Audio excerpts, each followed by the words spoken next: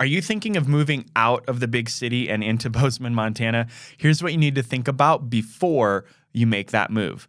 Starting on a positive note, one of the best things about living here in Bozeman is that we have an endless amount of outdoor activities. From hiking, hunting, mountain biking, dirt biking, fly fishing, golfing, skiing, rock climbing, snowmobiling, whitewater rafting, ATV riding and off-roading, cycling, backpacking, snowboarding, trail running, disc golfing, paragliding, skydiving, ski photography, ice skating, contracting, kite racing, snowshoeing, geocaching. and I could go on. My point is, when you live here in Bozeman, it doesn't take near as much planning or intentionality to get outside as it would when you live in a big city.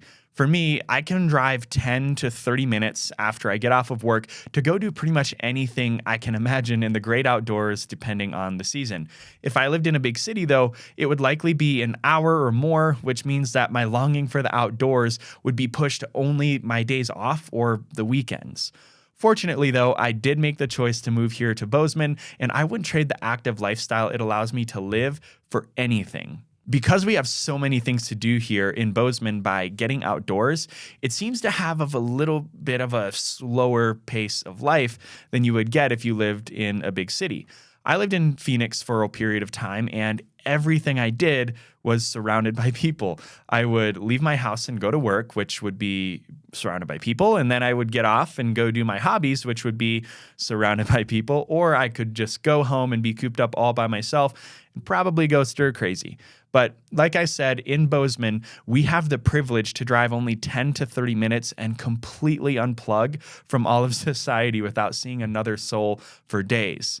And all of that being said makes my second point that living here in Bozeman comes with a slower pace of life. And it's not something that I can necessarily explain, but when you do visit, you will just feel it. The third thing I have on this list is health and safety. Now, Bozeman is a community that you can feel safe in, but don't hear what I'm not saying. I'm not saying that you should never, ever be aware of your surroundings or that nothing bad would ever happen to you. But what I am saying is that according to backgroundchecks.org and the National Council for Home Safety and Security, they both made the point that here in Bozeman, we are tied for being the #1 safest city in the whole state alongside Kalispell. Not only that, but we're also well below the national average in both property crime and violent crime. Check out this little snippet of what Bozeman PD's Chief Steve Crawford and the city's Economic Development Director had to say about safety here in Bozeman. I think that it's a result of the hard work of the men and women that work to keep Bozeman safe, as well as our partnership with the community. And so we've got alert citizens that are calling in when they see something that doesn't look right, and we work closely to try and resolve public safety issues. And so I think it's a result of that. It's a critical function of government. We take it very seriously. And it translates into an improved quality of life, a safer place to work, play, live, and recreate. And I think that it contributes to the overall, quality of life, growth, and kind of prosperity that Bozeman is experiencing.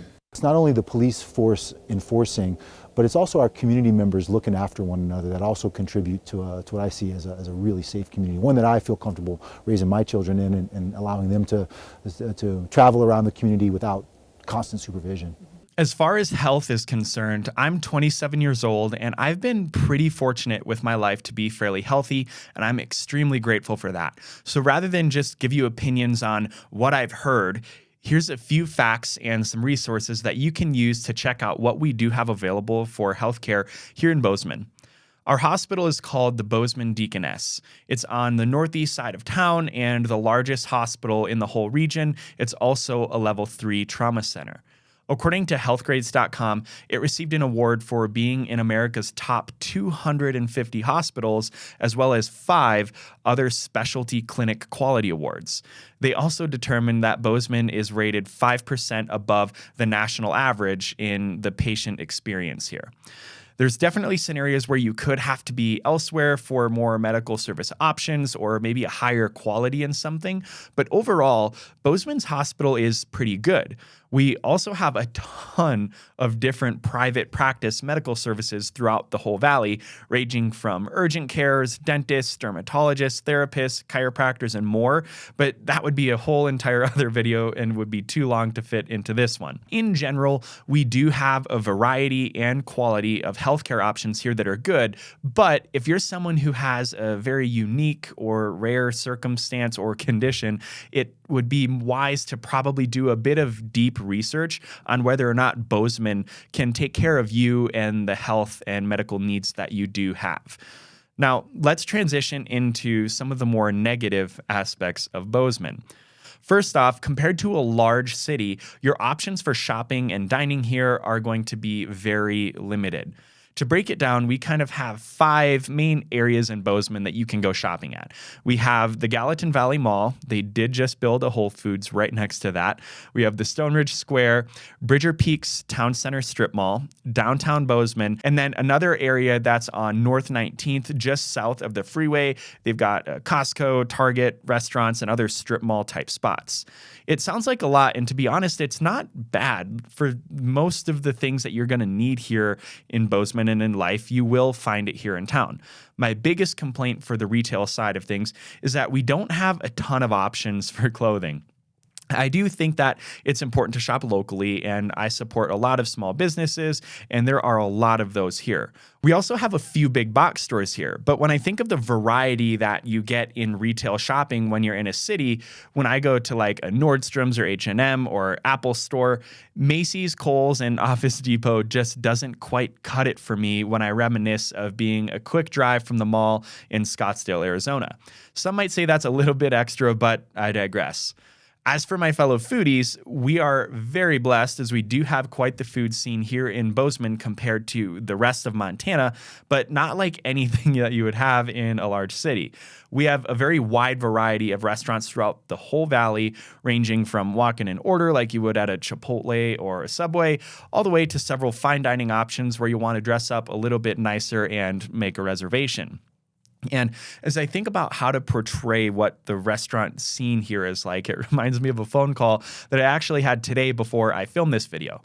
I was chatting with a client who's moving here from out of town, and one of the things that he commented was that when he was visiting Bozeman, he was very surprised at how close everything felt. And I couldn't agree with that statement any more. And the great way that all relates to food is that whether you want to go enjoy a steak at Stacy's down in Gallatin Gateway, a rack of ribs at Bar 3 Barbecue in Belgrade, or a couple rolls of sushi right here downtown, it's all going to be a quick drive to anywhere in the whole valley. And that goes not just for food, but everything else that you can imagine.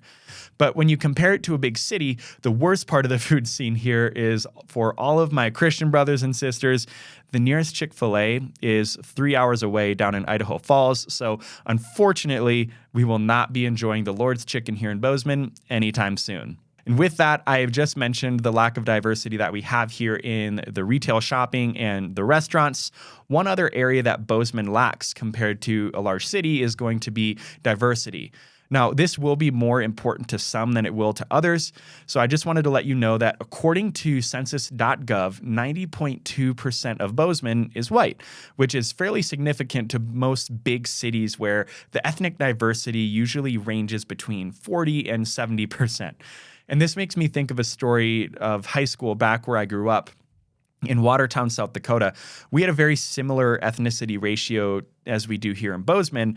And when I was a junior in my auto class, my teacher was from a much bigger place than Watertown. And one of the guys in the class was making some sort of derogatory comments on another area of the country and the culture that they had there. And Mr. Schultz gave him some pushback in a loving yet assertive way, where he basically said he was being extremely arrogant and ignorant because this kid grew up in a small town where everybody is living behind the shelter of a cornfield from the rest of the world. And then he let him know that it's going to be hard to go very far in life with that sort of egotistical, inflated attitude towards other people and their cultures. Now, I didn't quite understand it at the time because I wasn't very well traveled either, but it was a defining moment for me in high school because it had nothing to do with, checking the box of learning the curriculum. It was an actual life lesson that would stay with me forever. When I finally did move out of the Midwest and to Arizona, it clicked. It came full circle for the understanding for me that Mr. Schultz was saying when he let us know that the world is a really big place and that there's a lot of cultures and other people out there, and we can learn from them. With that being said, my favorite thing to learn from other cultures is definitely their recipes. I share that to basically say that if culture and a large diversity of people is something that's important to you when you're deciding where to live, Bozeman likely isn't the place for you to move. Like I said at the beginning, some people might think this is a little bit more important than others, but I did want to put that into this video as it is one of the big points that is different between Bozeman and a large city. Adding to that list of things that we have less of here in Bozeman would be public transportation. If you're somebody who lives in the downtown area, let's say, of a large city, and you rely solely on walking or the public transportation to live your life, I'm not going to say it would be impossible here, but it would be very hard. Mainly because everything here is so spread out, farther than it is in larger cities. Hypothetically, if you lived in downtown Bozeman here, you could walk or ride bike to get to the gym, restaurants, maybe the town and country grocery store, and you would live. But I'm guessing if you're moving out of the big city to come here in Bozeman, you're not planning on being cooped up the entire time. So once you do want to get out of town a little bit, you're going to have to go several miles. And it just wouldn't really be a good long-term option, in my opinion, especially when you take into consideration our brutal winters that we have from anywhere from 6 to 8 months. For a couple public options, though, the HRDC here has a streamlined bus, and they have stops scattered throughout the whole entire valley, and they run on somewhat of a normal business hour schedule. We also have ride-sharing options like Uber and Lyft. Now, if you're somebody who likes to travel abroad and far out of town, we have a beautiful airport here with 22 nonstop destinations, with a handful of those being seasonal. Now, after growing up in a small town like I did in the Midwest, this is phenomenal. But if you're used to having a large international airport like Los Angeles, Las Vegas, or Dallas-Fort Worth, you'll have to get used to having a few more layovers on your travels. That being said, our airport does have a great forward-thinking leadership that is constantly striving to be better. And if you want more details on that, we did do an interview recently with the CEO of the airport and dive deep into those details. Fan of live music, sports, and entertainment? If live mainstream sports and entertainment are your thing, that could be another deal breaker for you here. It's not that it never happens here for us to get those big names in the music industry. We do have two larger venues, one called the Brick Breeden Fieldhouse, and that seats a little over 8,400 people, and the Elm that can hold like 1,500 people. But we just don't have the population size to consistently draw in those bigger names for concerts into those two venues. And then when we do get them, it's usually on a weekday when they're traveling between other big cities, so it's not always the most convenient on the rare occasions that they do show up here, especially if you're a morning bird like me. But if you are up for a drive, you can always travel over to Missoula and the Kettle House Amphitheater. They'll frequently get a few more big names than we do here in Bozeman, and that's going to be 3 hours away. Otherwise, if sports, music, and entertainment is something that you do live for, some other options are flying to Vegas, that's pretty cheap, or you could drive down to Salt Lake City, and that's about 6 hours away. As for the sports, we don't have any professional sports teams here, mainly because Montana and the whole population is just over 1 million people. Plus, that relatively small population is scattered throughout the 4th largest state in the whole U.S. So we wouldn't necessarily be able to support the demand that a large professional sports team brings into a community. So just like the entertainment, if you want to catch a professional sports game, like I just mentioned, you're going to want to fly somewhere else, as that will be your best bet. The good news I do have for you, though, is that we do have 2 large colleges here in Montana, one of which is right here in Bozeman, being Montana State University, and then there is another university over in Missoula. They also have a huge rivalry over 100 years old. When the Cats here in Bozeman versus the Grizz from over in Missoula in football every year, it's a huge event that draws the attention of the whole state and has even drawn national attention by bringing ESPN's College Game Day. The other thing that has caught national attention is the community of Bozeman as a whole. In one sense, this is amazing, and then on the other hand, I think that it can make some things hard. The fact is that we are not a first-time homebuyers market. I'm filming this video in early February of 2023, and as of January, the median home sales price in Bozeman is $735,000. With the most recent data that I got from census.gov, the median household income is only $67,000. So let's play this out. If you make $67,000 and have no other debt, and then you go to a lender to get a normal, let's say conventional loan, 5% down, you're not going to qualify for the median home price that we have here as of right now. So this does put a lot of pressure on the local community, especially for people in the jobs who aren't making a ton of money. It's not easy to get into home ownership. I'm not saying that it's completely impossible, but it might come down to you and your family making some trade-offs, whether that being a little bit farther out of Bozeman, like over into Belgrade or Three Forks, or even making a little bit of an exception on what you're expecting for out of your home, like your yard size, the views that you want, the bedroom count, etc. And I know that's not something that everybody wants to hear, but it is the fact. We've been discovered here. We have 2 national parks in our state. We also have a huge TV show named after one of those national parks, and that's a story based on here in Bozeman. We've got 2 ski resorts within an hour's drive. We're close to every outdoor activity that you could possibly imagine, and a large university.